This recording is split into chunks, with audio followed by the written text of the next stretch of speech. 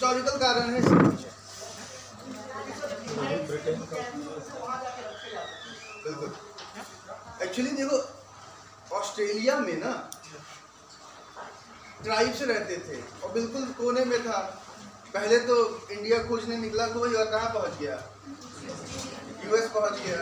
हाँ, और फिर इंडिया खोजा।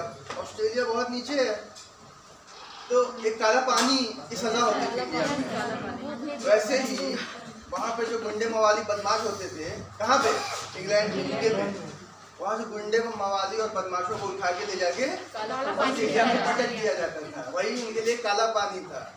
ठीक है, तो देखो गुंडे मवाली जो थोड़ा शरीर से है ना धाकड़ होंगे शरीर से, उससे क्या होगा, एक तो मतलब ताकत है मेरे पास और मैं बस अब मैं ही हूँ। दुनिया में दो तरीके के लोग होते हैं, ठीक है, जिनके पास ताकत होती है, कुछ दिखा देते हैं और कुछ नहीं दिखाते हैं। जो दिखा देते हैं वो कौन है, यूएस। खुल के दिखाते हैं, ये करो नहीं तो सैंक्शन लगा दूंगा। नहीं दिखाते हैं वो कौन है, रशिया। चाइना भी आजकल वही मोर और लेस दिखा ही रहा है। मतलब इंडिया के खिलाफ इतना एग्रेशन है, चाइना एग्रेसिव हो गया है। अच्छा, कल जिन लोगों ने क्वेश्चंस लिख के मुझे भेजे, बहुत बहुत धन्यवाद उन लोगों का। इससे एक उन लोगों को फ़ायदा होगा कि उन्हें ये पता चल गया कि कैसे क्वेश्चंस आते हैं। अब आप लोग अगर चाहे तो मेरा भी आकलन कर सकते हैं उस पर, मेरे पढ़ाने के बाद, कि मैं जो पढ़ा रहा हूँ एग्ज़ाम में आ रहा है कि नहीं आ रहा है।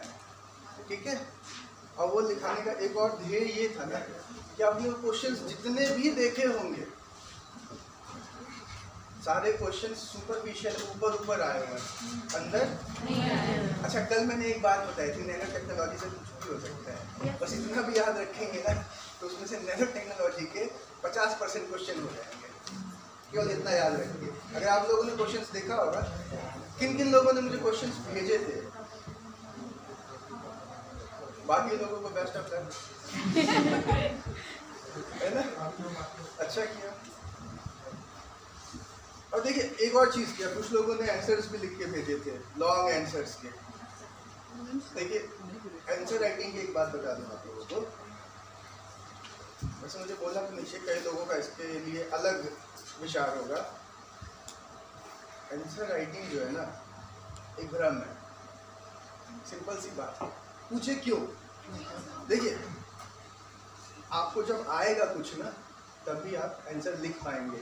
मेन आंसर राइटिंग में स्ट्रक्चर होता है, और जो पूछा गया उसका आंसर लिखना है। पूछता है दिल्ली के बारे में, हम लिख देते हैं बम्बई के बारे में, और फिर सोचते हैं बहुत लिख के आए हैं, पूरा बी कॉपी, सी कॉपी, डी कॉपी भर। ग्रेजुएशन में किए होंगे आप लोग, बी कॉपी, सी कॉपी भर देते होंगे। होता क्या है ना, देखिए कुछ भ्रम होते हैं जो फैलाए जाते हैं। जैसे आज के डेट में आपके टूथपेस्ट में नमक है ना, अच्छा आपका पानी साफ है कि नहीं, कैंटारो लगाइए, वो है हेमा मालिनी जी, कैंटारो लगाइए। दिक्कत क्या है उसमें,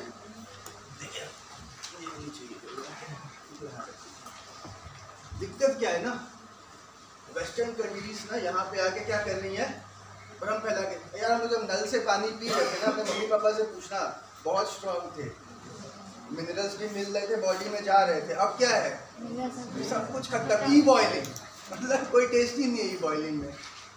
तो इसीलिए देखिए भ्रम बहुत फैलाया जाएगा। अभी एक मैं 2-3 दिन पहले प्रचार देख रहा था, नाक में गंदगी चल गई है, स्प्रे मारिए। क्या है, जरूरी है क्या? बचपन से आपको जो है स्प्रे मार के मम्मी पापा ने रखा है। तो भ्रम बहुत सारे फैलाए जा रहे हैं। वैसे ही आंसर राइटिंग टाइप की जो चीज़ है ना, वो भी भ्रम। पहले पढ़िए, ठीक है, फिर स्ट्रक्चर करना सीखिए। स्ट्रक्चर इंपॉर्टेंट है। देखिए आंसर राइटिंग करने भी जाएंगे ना, एक दिन में कितने आंसर लिखेंगे? अब कोई बोल देगा आंसर राइटिंग की प्रैक्टिस करिए, कितना प्रैक्टिस करेंगे? रोज लिखेंगे ऐसे नहीं लिख पाएंगे, ये कैपेसिटी होती है। हमारे पास कंटेंट ही होंगे तो हम चीटिंग करके और कहां से ढूंढ के कितना लिख पाएंगे? बिल्कुल नहीं। पहले कंटेंट क्रिएट करिए, आंसर अपने आप लोग लिख लेंगे। आंसर के बारे में बता दो क्या है, सामने वाले को समझ में आ जाना चाहिए, बस अमल हो जाएगा। स्ट्रक्चर बस होना चाहिए, जो पूछा गया उसके ऊपर लिख देना है। बाकी भ्रम में मत जाइए कि मैं 10 क्वेश्चन के आंसर लिखता था रोज, पागल हो जाएगा आदमी। पढ़ाई कब करता था फिर? समझ में आ रहा है ना? तो बहुत सारे भ्रम में जिससे आपको पहले बाहर निकलने पड़ेंगे। पहले सारा फोकस कंटेंट क्रिएट करने पे, अपने दिमाग में कंटेंट क्रिएट कीजिए। स्ट्रक्चर जब बन जाएगा ना, अपने आप आंसर राइटिंग भी हो जाएगा। समझ में आ रहा है? अच्छा, धारावाहिक में दिखाता था रिकैप। अब तक आपने देखा, क्या देखा आपने? अब तक आपने एंटमैन के बारे में देखा। एंटमैन के बारे में मैंने क्या बताया था कि एंटमैन छोटा होने के कारण बहुत सारी चीजें ऐसी थी जो वो कर पा रहा था। समझ में आ रहा है? मगर एंट भी नैनोमीटर पे नहीं है, नैनो स्केल पे नहीं है। सोचो, जब अगर एंटमैन से भी कोई छोटा चीज आ गया, वो क्या क्या कर सकता है ना? तो छोटा हो रहा था तो क्या हो रहा था? 2 प्रॉपर्टीज चेंज हो रही थी। कौन कौन सी? फिजिकल प्रॉपर्टी और केमिकल प्रॉपर्टी चेंज हो रही थी। मतलब वो ज्यादा रिएक्टिव हो जा रहा था। कल चीनी किस किस ने मिलाया जाके? किसी ने नहीं। अच्छा, वो रूबिक्स क्यूब किसने तोड़ा? कोई नहीं। बाकी लोगों को तो समझ में आ गया होगा, जीनियस है। ठीक है, देखिए types of nano materials.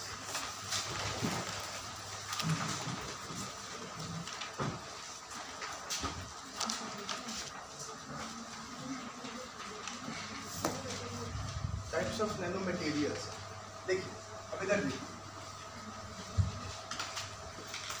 3 dimensions होते हैं, राइट? है ना? अगर ये तीनों डायमेंशन नैनो स्केल पे आ जाए, तीनों डायमेंशन नैनो स्केल पे आ जाए। नैनो स्केल मतलब 1 नैनोमीटर से लेकर 100 नैनोमीटर तक।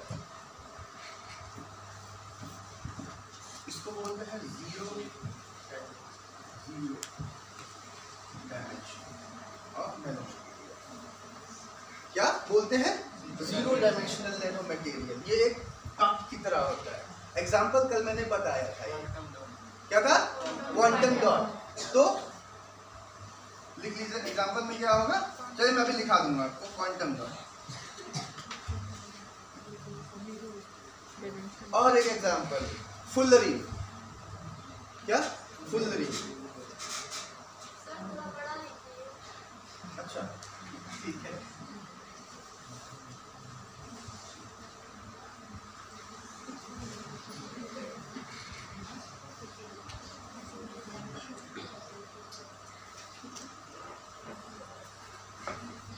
ठीक है, तो एग्जाम्पल क्या होगा?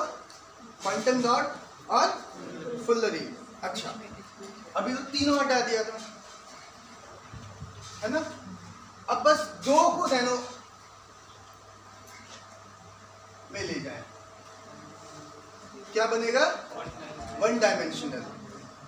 ठीक है, नहीं, 1 को ले जाए 1 डायमेंशनल, 2 को ले जाए 2 डायमेंशनल। अच्छा, तीनों नैनो में ना हो तो क्या उसे नैनो मटेरियल बोल सकते हैं? बोल सकते हैं।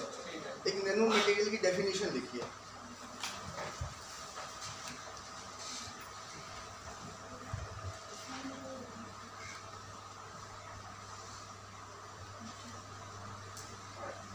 Nano material is defined as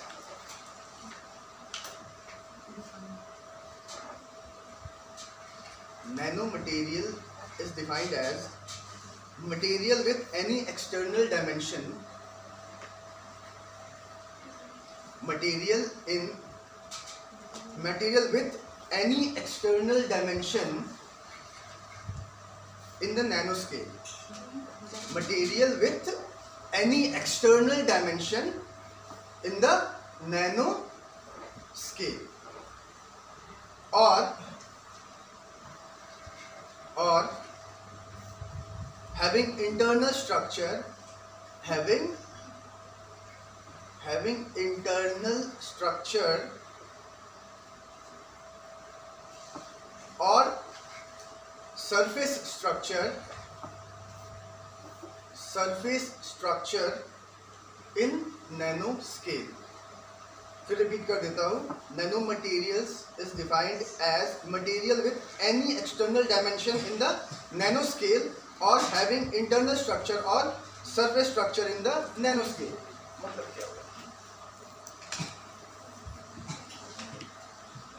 मतलब ये होगा, नैनो मटेरियल क्या है? तीनों में से कोई एक डायमेंशन नैनोमीटर में हो, या फिर एक ऐसा मटेरियल हो जिसमें इंटरनल स्ट्रक्चर में नैनो पार्टिकल्स मिलते हो। एग्जाम्पल, ग्रेफाइट से ग्रेफीन निकालते हैं हम लोग। ग्रेफाइट के अंदर एक ऐसा स्ट्रक्चर मिलता है जो नैनो मटेरियल है, तो that will also be called a nano material. ठीक है, अभी ग्रेफीन पे भी मैं आऊंगा। ठीक है, अच्छा इसे मिटाओ।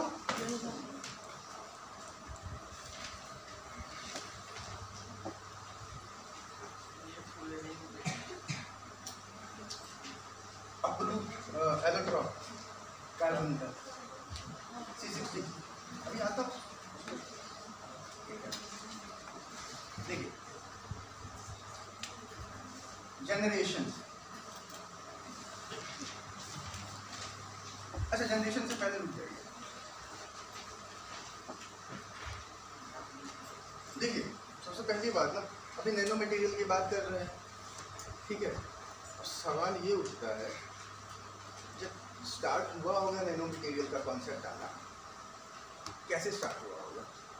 कुछ ऐसा हुआ होगा ना जिसकी वजह से उन्होंने देखा होगा एटम के स्केल पे जाके। ठीक है, तो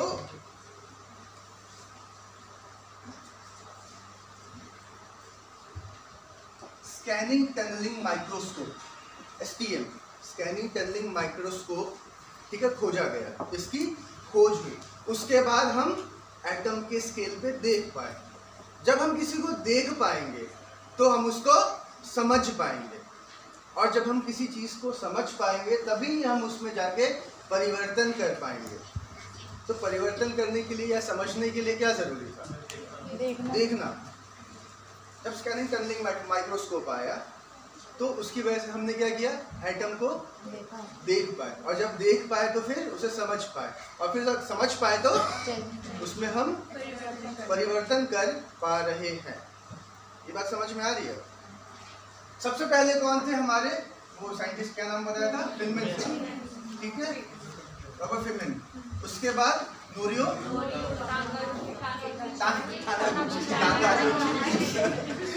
कोई बात नहीं, इंग्लिश पढ़ने थोड़ी ना है। ठीक है, तानागुची। ठीक है, STM का भी हुआ होगा। ठीक है, इसी से निकल के आता है कि जनरेशंस क्या होंगी नैनो मटेरियल्स की। ठीक है, 5 जनरेशंस, पहला, दूसरा, तीसरा, चौथा, पांचवा। हम इस समय इस पेज में, पहले क्या माना गया कि देखिए, कभी भी कोई आविष्कार होगा ना, तो एक काम जरूर होगा, हम केवल उसकी अच्छाइयाँ देखेंगे और बुराइयों को देखेंगे ही नहीं। इग्नोर करने की तो बात ही नहीं है। ठीक है, जो फर्स्ट जनरेशन में था, जो नैनो पार्टिकल्स बने, ठीक है, वो क्या थे? पैसिव नैनो मटेरियल्स का ये जमाना था। ठीक है, पर क्या ये सही में पैसिव थे? नहीं। हमने मान लिया कि ये पैसिव। पैसिव तो मतलब क्या हुआ कि ये इन्वायरमेंट के साथ इंटरैक्ट नहीं करते हैं। अब इन्वायरमेंट, ये इन्वायरमेंट भी हो सकता है, आपके बॉडी के अंदर का इन्वायरमेंट भी हो सकता है। क्या अज्यूम नहीं कर सकते? उस समय उन लोगों ने ये कहा ना कि जनरेशन पहला तो पैसिव है। ठीक, उसके बाद जब थोड़ा सा धीरे धीरे आगे बढ़े तो क्या आया? यहाँ पे इंसान ने क्या मान लिया कि एक्टिव है। नैनो पार्टिकल्स इन्वायरमेंट के साथ इंटरेक्ट करते हैं और इन्वायरमेंट को बदलने की क्षमता रखते हैं। ठीक है, उसके बाद आया तीसरा जनरेशन, ये आया नैनो सिस्टम्स का।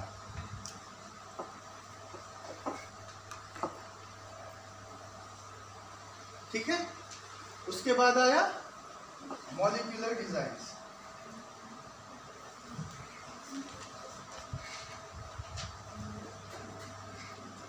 पहला जनरेशन क्या था? पैसिव में हम क्या मान के चल रहे थे? इन्वायरमेंट को कोई हानि नहीं पहुंचेगी, बस अब तो भगवान बन जाएंगे। यहाँ पे आए तो अब तो जेल में जाना पड़ेगा, जेल की रोटी खानी पड़ेगी, मतलब लगा कुछ खराबी भी हो सकती है ना। फिर नैनो सिस्टम्स का आया, फिर मॉलिक्यूलर डिजाइन का आया। पांचवा जनरेशन क्या होगा? मैंने पांचवें जनरेशन में क्या होगा? ये सिंथेसिस का होगा जनरेशन। सिंथेसिस मतलब biotechnology, nano technology, information technology सारी मिल के काम करेंगी। और जब सारे मिल के काम करेंगी ना, सोच के देखिए क्या क्या हो सकता है। असंभव कुछ भी नहीं रह जाएगा। इम्पॉसिबल भी कहने लगेगा आई एम पॉसिबल, है ना। भगवान बन जाएंगे आपको। भगवान बनना है तो क्या करना पड़ेगा? बायोटेक्नोलॉजी पढ़ना स्टार्ट कीजिए, नैनो टेक्नोलॉजी पढ़ना स्टार्ट कीजिए, इंफॉर्मेशन टेक्नोलॉजी पढ़ना स्टार्ट कीजिए। भगवान नहीं बनेंगे, दिमाग जो है विस्फोट कर जाएगा, है ना। तो ये जनरेशंस था। इसमें बहुत सारे एग्जांपल्स आपको किताबों में मिलेंगे। Aerosol, 3D, 4D, 5D, 6D, पता नहीं क्या क्या दिया हुआ है। ठीक है, पर जनरेशन ये था। यहाँ पे क्या था? एनवायरमेंट के साथ इंटरेक्शन। यहाँ पे क्या था? एनवायरमेंट से इंटरेक्शन करना स्टार्ट कर दिया। मान लिया हम लोगों ने, स्टार्ट तो यहीं पे कर दिया था, है ना। फिर नैनो सिस्टम्स आया, मॉलिक्यूलर डिजाइन आया। अब जो अगला जनरेशन आने वाला है, ये स्टार्ट हुआ आपका 2000 में, ये 2005, ये 2010। अच्छा आगे चलिए, फिर मिटाना।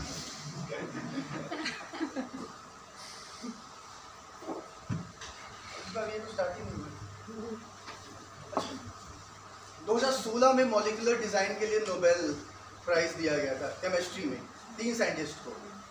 ठीक है, देख लीजिएगा किन किन साइंटिस्ट को दिया गया था। नाम मुझे याद नहीं है, आप लोग याद कर लीजिएगा। ठीक है, चलिए अब कुछ चीज़ें मैं लिखा देता हूँ आप लोगों को जो आपको ज़रूरत की है। लेकिन मैं आपको ज़्यादा चीज़ें नहीं लिखवाऊँगा, तो जो लिखवाऊँगा वो ज़रूरत की होंगी। अच्छा, जो छोटी चीज़ें थी वो why small is good, why small is good. जब हम छोटे हो गए उससे हमें फायदा क्या हुआ?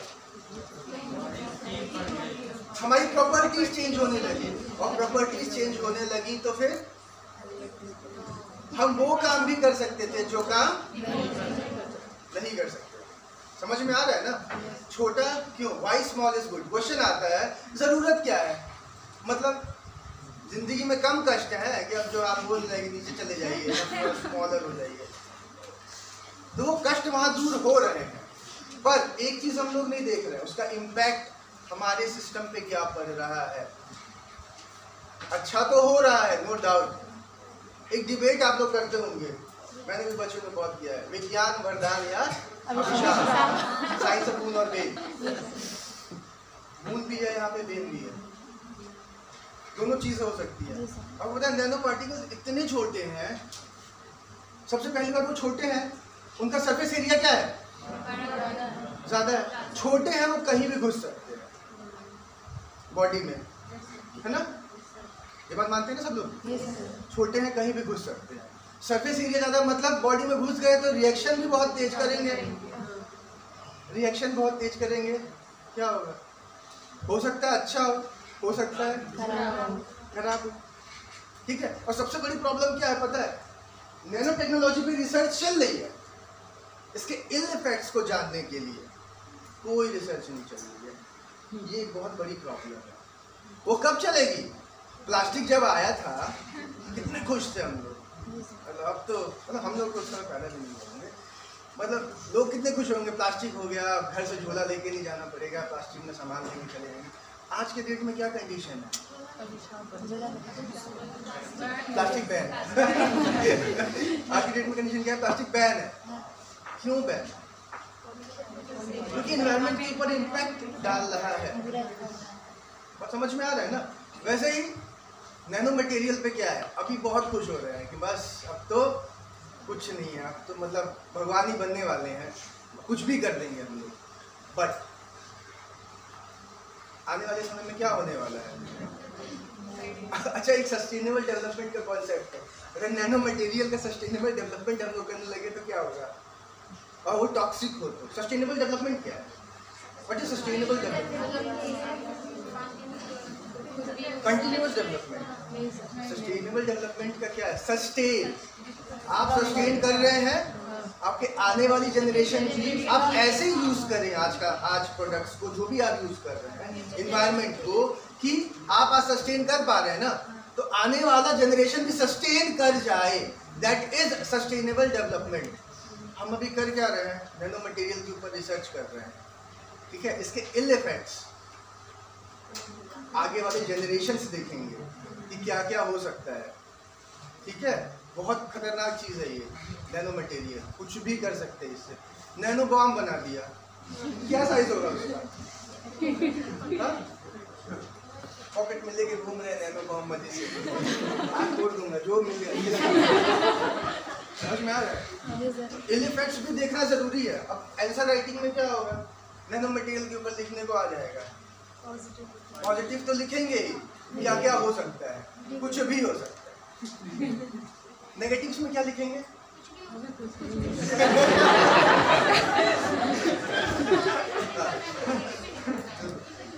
लिखेंगे क्या? देखिए, कुछ भी हो सकता है, ऐसे लिखेंगे मेडिकल में, अभी बताऊंगा सारी चीजें। नेगेटिव में क्या लिखेंगे? इन्वायरमेंट के लिए, किस हमारे बॉडी के इंटरनल इन्वायरमेंट के लिए, बाहर के इन्वायरमेंट के लिए, हर जगह प्रॉब्लम, ठीक है? रिसर्च नहीं चल रहा है उसके इफेक्ट्स को जानने के लिए। अच्छा तो सब देख रहे हैं, अच्छा सबका होता है, बुरा किसी का नहीं होता है। मगर यहाँ पे क्या है? बुरा भी सबका होगा आने वाले जनरेशन में, समझ रहे हैं? यहाँ पे हम लोग सब कुछ करके चले जाएंगे और किसे फर्क पड़ता है? हम तो एलियन बनने वाले हैं ना, कल मैंने बताया था जनरेशन जो आने वाली है। अच्छा, आपको पता है कि एलियंस कौन है? हमारा फ्यूचर जनरेशन है। देखिए, हुआ क्या है ना, हमारा डेवलपमेंट कहाँ से स्टार्ट हुआ? एंथ्रोपोलॉजी का कोई स्टूडेंट है यहाँ पे? एंथ्रो ऑस्ट्रेलोपिथेकस से हम लोगों का जो है स्टार्ट हुआ, ठीक है? ऑस्ट्रेलोपिथेकस, ठीक है? होमो हबिलिस, ठीक है? ऐसा हुआ ना? अच्छा, किसी ने ऑस्ट्रेलोपिथेकस टाइप के लोगों ने कभी सोचा होगा कि यहाँ मैं खड़ा होकर क्लास ले रहा हूँ आपके साथ, या हम जो है मोटरसाइकिल लेकर घूमेंगे? नहीं सोचा होगा।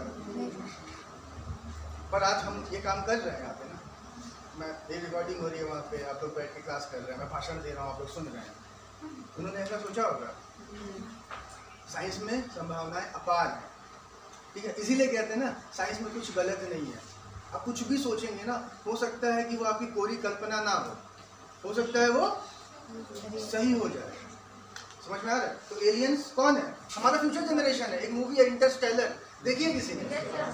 समझ में आई है? उसमें क्या होता है लास्ट में? मतलब उसे कोई ऐसा आदमी बचाता है जो फ्यूचर का होता है। उसको यही दिखाने की कोशिश की गई है। मैं भी 2 बार देखा तो समझ में आया है ना? ऐसी मूवीज देखिए, साइंटिफिक मूवी, बहुत कुछ सीखने को मिलेगा। चलिए लिख लीजिए, मॉलिक्यूलर डिजाइन बताता हूँ, लिख लीजिए, ठीक है?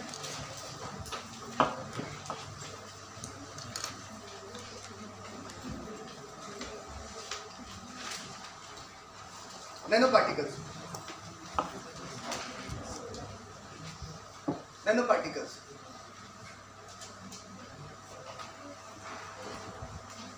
it is any material is any material, it is any material having at least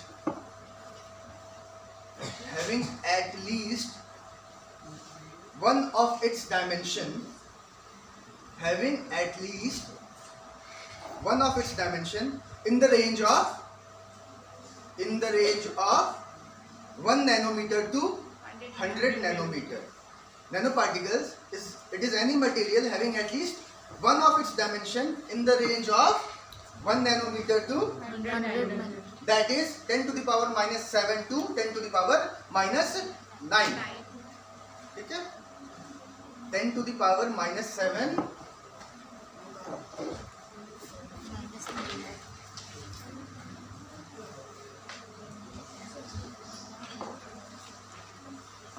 ठीक है. Nano is derived from Greek word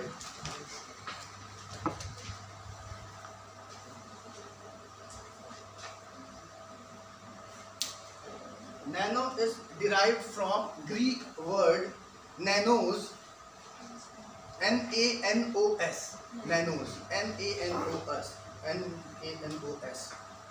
meaning dwarf और स्मॉल. ड्वार्फ मतलब बौना. ठीक है. नैनो पार्टिकल क्या है? बौना पार्टिकल. टाटा नैनो क्या थी? बौनी कार थी. ठीक है. Nano is derived from Greek word nanos. Nano is derived from Greek word nanos meaning dwarf और स्मॉल. लिख लिया? नोरियो तानीगुची, N-O-R-I-O, नोरियो, T-A-N-I-G-U-C-H-I, Norio Taniguchi, in 1974 coined the term, C-O-I-N-E-D, coined the term nanotechnology. ठीक है. नोरियो तानीगुची in 1974 याद करने की जरूरत नहीं है, प्लीज याद मत करिएगा. नोरियो तानीगुची को याद रखिएगा. ठीक है. नैनो टेक्नोलॉजी के देवता हैं, उनका नाम जरूर याद रखना है. ठीक है. A nanometer is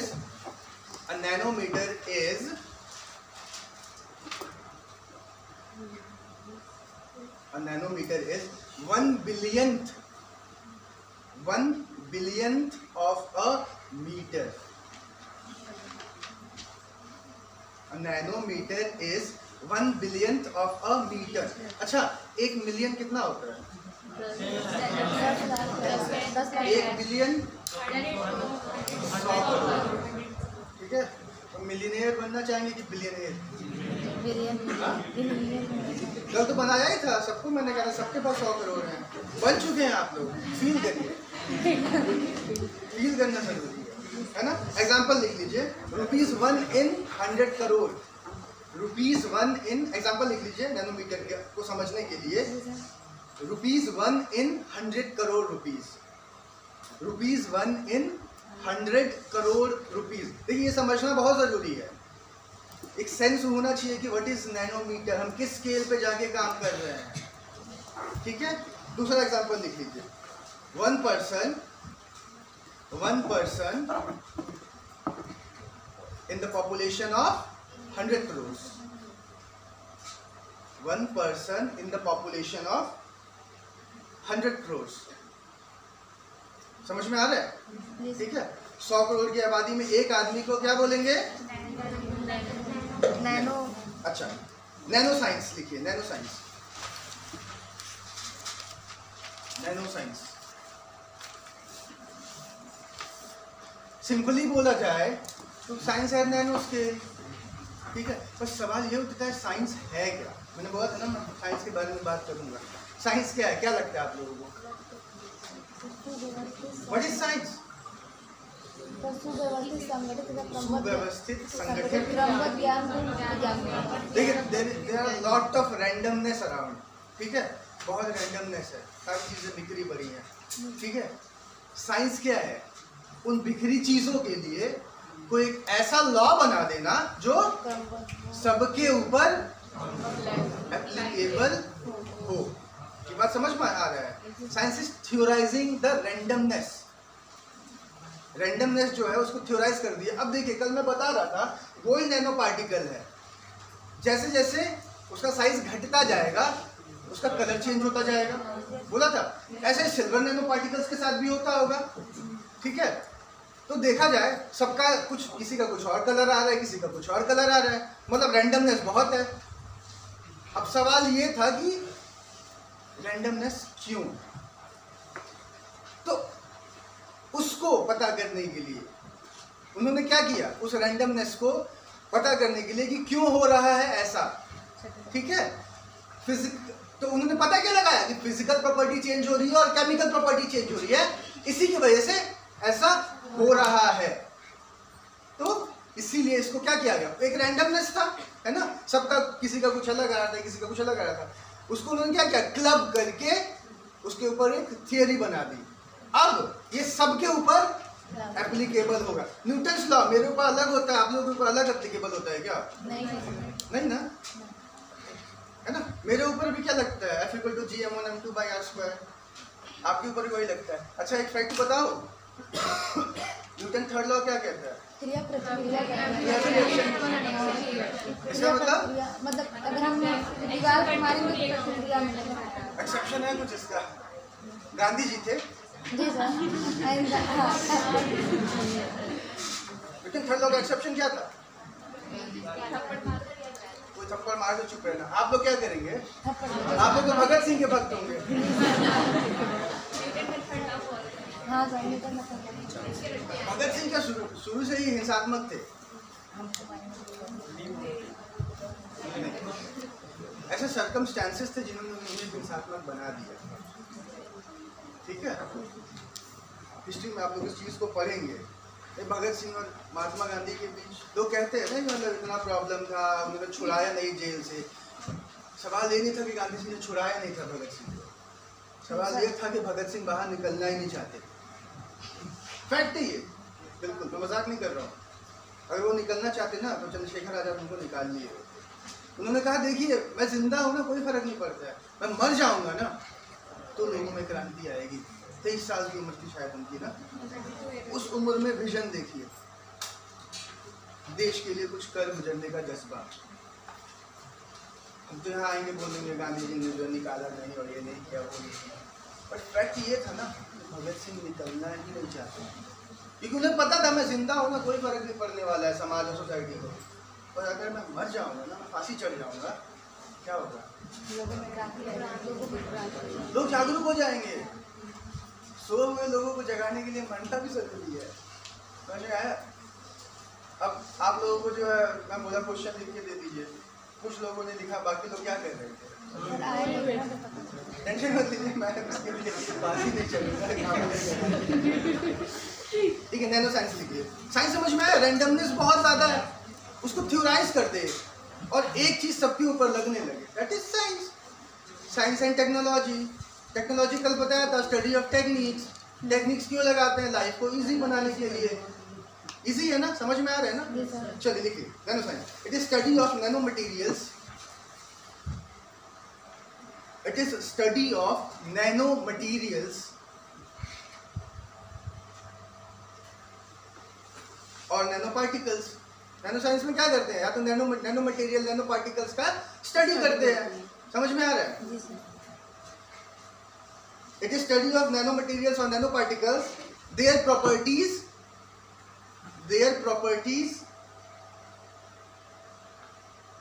and phenomena related to them. अब phenomena की स्पेलिंग मत पूछने लगेगा।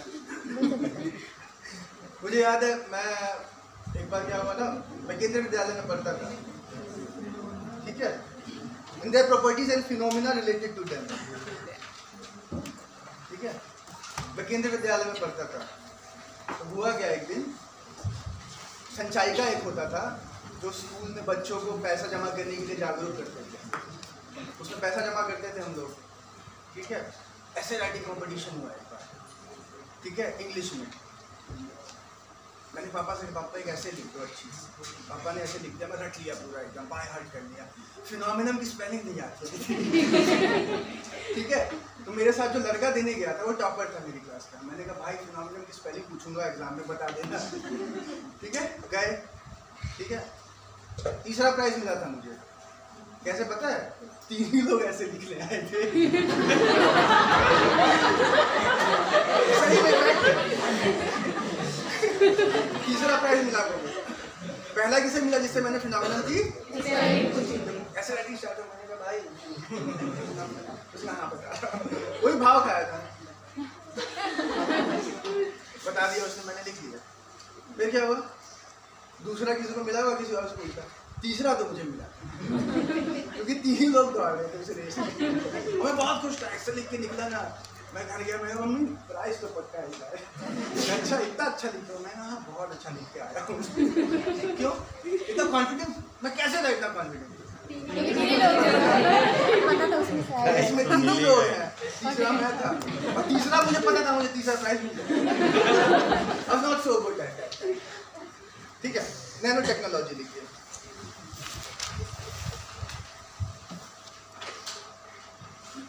Nano technology, it is application of nanoscience. It is application of nanoscience to produce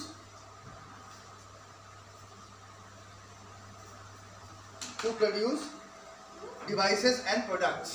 nano technology में क्या करते हैं? नैनो साइंस का इस्तेमाल करके कुछ प्रोडक्ट्स बनाते हैं। Nano science is application, nano technology is application of nano science, application of nano science to produce devices and products. क्या कर रहे हैं? यही तो कर रहे हैं ना, नैनो साइंस का इस्तेमाल कर रहे हैं और प्रोडक्ट्स बना रहे हैं। ठीक है, और एक और डेफिनेशन लिख लीजिए। It is the study of manipulating, it is the study of manipulating, it is the study of manipulating matter at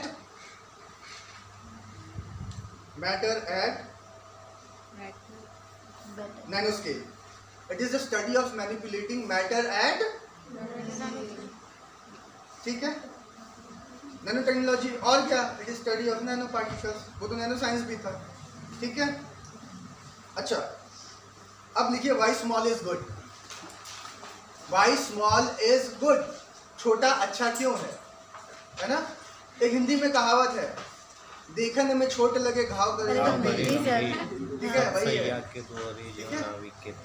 nano particles वही हैं, ये भी याद रखिएगा दिमाग में। देखने में छोट लगे घाव करे गंभीर। वाई स्मॉल इज गुड लिख लीजिए। फायदा क्या क्या होता है? ठीक है, फास्टर हो जाता है। नैनो ऑब्जेक्ट्स आर फास्टर, पहला लिखिए फास्टर। ठीक है, अच्छा एक बल्कि मटेरियल है, उसको हम लोग स्मॉल करते जा रहे हैं, वेट उसका कम होगा या बढ़ेगा? दूसरा लिख लीजिए लाइटर। ठीक है, दूसरा लिख लीजिए लाइटर में। अच्छा तीसरा, आयरन मैन के सूट में कौन घुसा था? इसका मतलब स्मॉल जब हो जाएंगे तो कहीं भी आप एंटर कर सकते हैं। तीसरा लिखिए can enter into small places और एनी प्लेस। ठीक है, चौथा, एक बड़ा गोल्ड पार्टिकल है आपके पास, ठीक है, 1 किलो का। वो ज्यादा महंगा होता है या चीपर?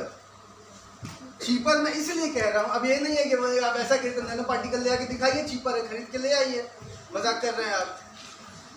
चीपर ये है कि देखिए जैसे जैसे टेक्नोलॉजी एडवांस होती जाएगी ना, तो हो सकता है कि जो है दुकानों पे नैनो पार्टिकल्स बिकने लगे। अच्छा हाइड्रोफोबिक सरफेस बनाना है, ये ले लीजिए, नैनो पार्टिकल ले जाके स्प्रे कर दीजिए, हाइड्रोफोबिक हो जाएगा, उसके ऊपर पानी नहीं लगेगा। ठीक है, तो दे आर चीपर। ठीक है, फिर लिखिए more energy efficient, they are more energy efficient.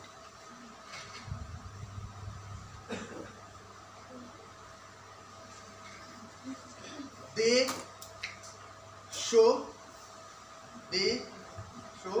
Quantum size effect. लिखिए quantum, QUANTUM, quantum size effect, they show quantum size effect. मतलब जब छोटा होते जाते हैं ना तो उनके ऊपर न्यूटोनियन लॉ नहीं लगते हैं, इसलिए तो उनकी प्रॉपर्टी चेंज हो रही है, रिएक्टिविटी बढ़ रही है, ठीक है, और क्वांटम साइज इफेक्ट दिखा रहे हैं, उससे चेंजेस उनके में क्या क्या आ रहे हैं, ठीक है। लिखिए, there is a change in their physical properties, change in their physical properties. दूसरा लिखिए, change in chemical properties.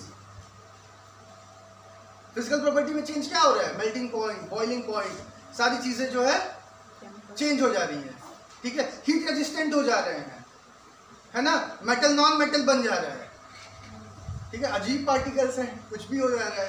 Chemical properties, chemical properties में क्या लिख लीजिए? Reactivity, there reactivity increase. क्यों हो रही है इंक्रीज? सरफेस एरिया ज्यादा मिल रहा है रिएक्ट करने के लिए, और सरफेस एरिया ज्यादा रिएक्ट करने के लिए मिलेगा तो रिएक्टिविटी अपने आप बढ़ जाएगी, ठीक है। ऑप्टिकल प्रॉपर्टीज, देखिए ऑप्टिकल प्रॉपर्टीज, ऑप्टिकल प्रॉपर्टीज मतलब कौन से रंग का ये दिखाई दे रहा है। लाइट जब पड़ती है ना, ऑप्टिकल प्रॉपर्टीज की वजह से ही कोई चीज किसी कलर की दिखाई देती है, ठीक है। तो एक चीज मैंने कल क्या बताया था, गोल्ड के बारे में बताया था ना, जैसे जैसे छोटा करते जा रहे हो ऑप्टिकल प्रॉपर्टीज चेंज होती जा रही है, समझ में आ रहा है। फिर चौथा लिखिए, इलेक्ट्रिकल प्रॉपर्टीज।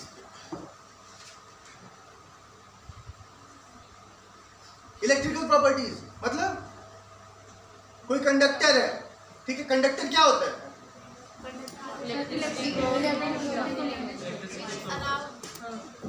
अच्छा, इंसुलेटर क्या होता है? इसमें नहीं फ्लो कर सकती है।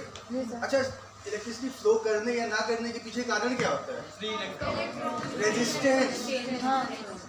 इलेक्ट्रॉन तो होता ही है, वो तो डेफिनेशन में ही आ जाएगा, current, flow of charges, current. But resistance की वजह से कोई चीज या तो फ्लो करेगी या नहीं। इंसुलेटर मतलब क्या? साइंटिफिक लैंग्वेज में रेजिस्टेंस बहुत ज्यादा हाई है, हाईएस्ट रेजिस्टेंस इज इंसुलेटर।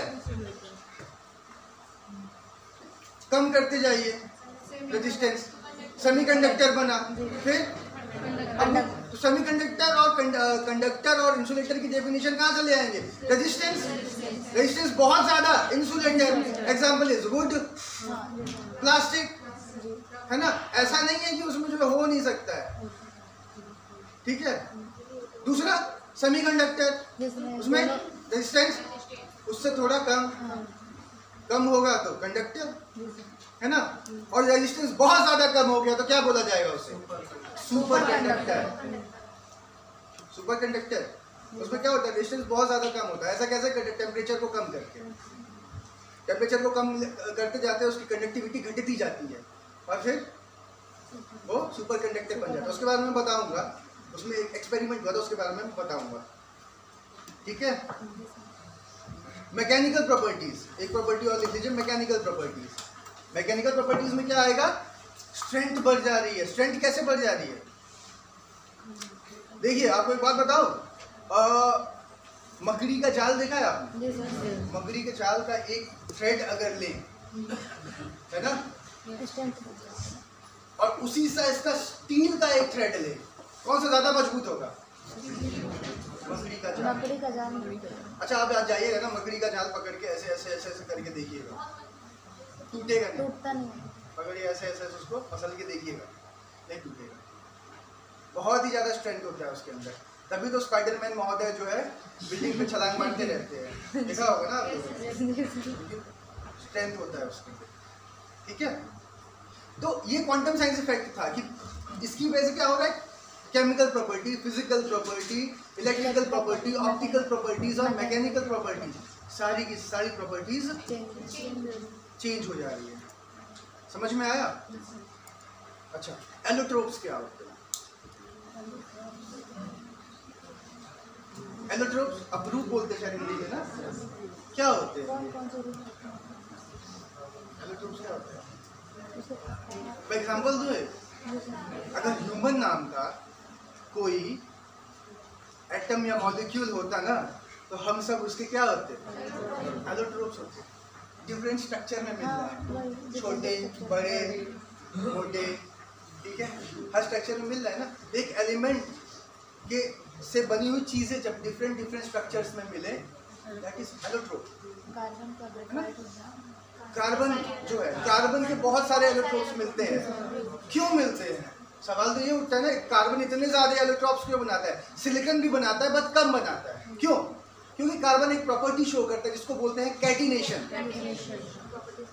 ठीक है। कैटिनेशन की वजह से वो अलग चीजों के साथ बॉन्डिंग कर पाता है। 4 फ्री इलेक्ट्रॉन्स होते हैं उसके आउटर शेल में, ठीक है। अच्छा, तो एलोट्रोप्स में जो है, एक एलोट्रोप होता है आपका डायमंड। डायमंड के बारे में सुना है? सबसे कठोर, सबसे कठोर होता है। अच्छा, दूसरा फुलरीन, ग्रेफाइट, है ना, ये सारे क्या है? एलोट्रोप्स ऑफ कार्बन, ठीक है। अच्छा, ग्रेफाइट क्या होता है? Graphite is allotrope of carbon, ठीक है। अच्छा, ग्रेफीन क्या होता है? What is graphene?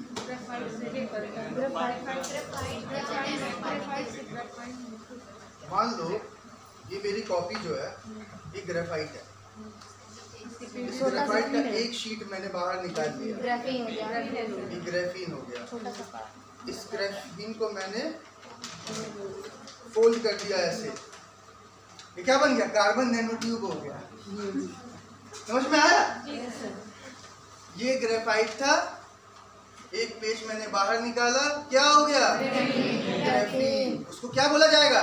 तो ग्रेफीन क्या है? It is a 1 atom thick, 1 atom thick, मतलब उसकी थिकनेस कितनी है?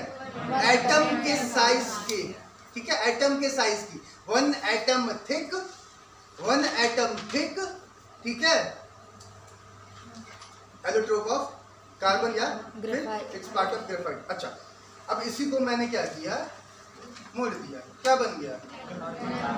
Nano carbon tube. समझ में आ रहा है? मेरे हाथ में अभी क्या है? पेपर है। कार्बन नैनो ट्यूब नहीं है मेरे हाथ में, पेपर है मेरे हाथ में। समझ में आया ग्रेफाइट क्या होता है? अच्छा, एक चीज देखो, ग्रेफाइट कितने डायमेंशनल है? एग्जाम में क्वेश्चन आया था, कितना डायमेंशनल दिखाई दे रहा है? बताओ। ग्रेफाइट, ग्रेफीन 3 डायमेंशनल नहीं है यार, 1 डायमेंशनल एटम के साइज का है। एटम के साइज का देख पाते हैं आप लोग? 2 डायमेंशनल है, देखिए ना, क्या है ये? एग्जाम में क्वेश्चन आया था यूपीएससी में, कितना डायमेंशन है?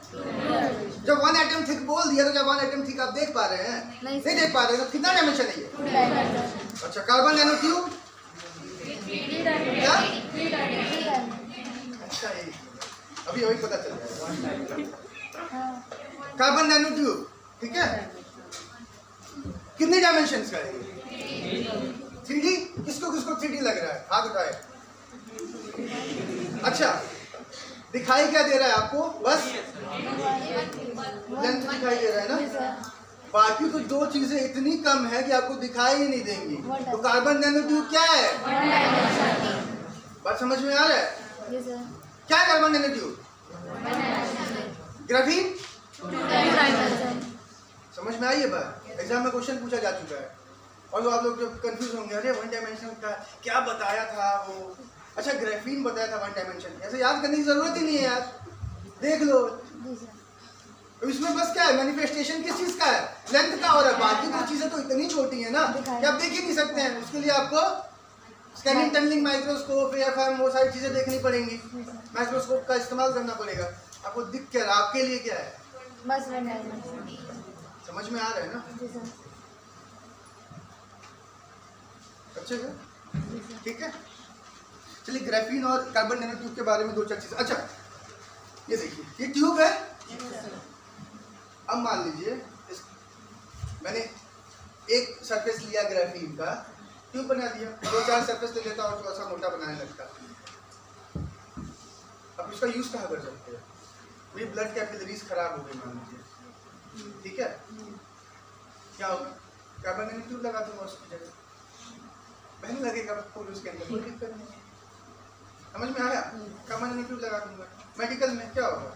अच्छा, एक चीज और होता है ना, हम क्या करते हैं ना,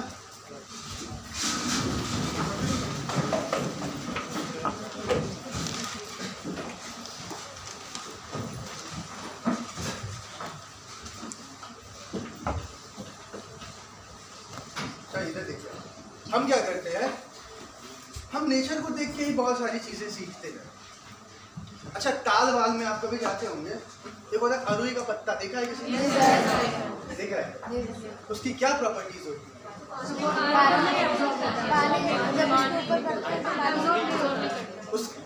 ये तो साइंटिफिकली इन्होंने बता दिया। देखिए आराम से, देखिए होता क्या है, उसके ऊपर पानी डालेंगे क्या होगा? पानी नीचे चला जाता है। अब हमारे दिमाग में क्या आया, हम सोचने लगे कि ऐसा होता क्यों है। तब हमें समझ में आया कि वो उसका सरफेस जो ऊपर वाला है क्या है, हाइड्रोफोबिक है। हाइड्रोफोबिक मतलब पानी से डर लगता है, बहुत ज्यादा डरते हैं। ठंडी में आप लोग भी हाइड्रोफोबिक हो जाते हैं, हो जाते हैं ना? ठंडी में मतलब इतने हाइड्रोफोबिक हो जाते हैं कि 10-10 दिन तक। ऐसे समय में भी जब आप 10-10 दिन तक नहीं नहाते ना, वहां भी आपके नैनो टेक्नोलॉजी काम आ सकती है।